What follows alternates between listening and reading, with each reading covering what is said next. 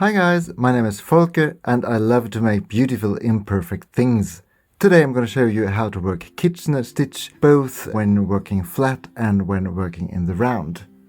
Kitchen stitch is a technique that allows you to graft two pieces of fabric together and is used to close the last bits of mittens, for instance, or maybe of your sock toes. It is part of my go-to technique for bind-off in a double knitting, and if you do it in the round like this, you get a piece of fabric that has no beginning or end, no seam whatsoever. It's equally stretchy everywhere, and you can't even see where your cast on has been. The technique for kitchen stitch is the same no matter if you're working back and forth or if you're working in the round. So if you're sitting at home with a flat piece, don't worry, just keep watching and I'll walk you through the technique. Also click on the link in the description below if you want to have a look at all my patterns in my Ravelry store, and don't forget to like this video if you find it helpful, or let me know if you don't.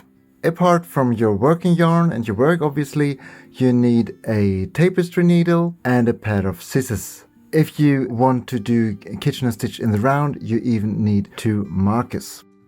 So here I am with my current project, and in this case I want to graft all the stitches from my provisional cast on onto the stitches where I left off my work. And what I've done is that I've picked up all my stitches from a provisional cast on onto this circular needle, and I put in a link here above showing you how to do that. So I reach through my work, grasp the circular needles and pull them through, and I place all the stitches from the cast on behind the stitches where I'm currently working. Here you can see how they line up nicely. Let me just get to the end of the round. I knit the first stitch of the round one last time, and then I put it back onto the left needle. Here's my marker from before. I actually don't need that any longer. Then I take a pair of scissors and I cut the yarn roughly 3 or 4 times the circumference of my work. I thread the yarn onto my tapestry needle. I arrange the stitches so that the first stitch from my cast on comes up behind the first stitch of my round. And lastly, I put 1 marker inside the first stitch on my left needle, the front needle, and I put 1 marker into the first stitch on my back needle, that is the needle holding all the stitches from the cast on. And now comes the part that's the same for kitchen stitch, no matter if you're working back and forth or if you're working the round. And the principle of kitchen stitch goes like this. Kitchen stitch is always worked through 2 stitches. You go through the first one, you drop it off, you go through the second one. And the tricky bit is to remember if you are supposed to go through knitwise or purlwise. So my personal go-to to remember it is the phrase equal rights. Equal rights is such an important thing, and it applies even here in knitting. What it means here is you go through the right stitch the same way it is. So if it's a knit stitch, you go through knitwise. If it's a purl stitch, you go through purlwise. And then it goes equal rights, but unequal lefts.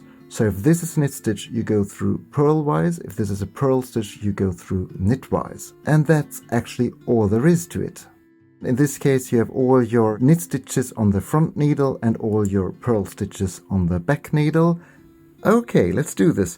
So the thread comes from the front needle, so I start with the back needle. Equal rights, go through purlwise. Unequal lefts, go through knitwise. And pulling the yarn through. Then yarn under the needles. Be mindful of the markers. Now you want the yarn to be between the markers and your needles, and every once in a while give your seam here a little tug so it stays elastic. You don't want to have one rigid cord going around your work. Now I'm back on my front needle, equal rights. So knit stitches, equal rights, equal through knitwise, unequal lefts. It's a knit stitch, so I go through purlwise.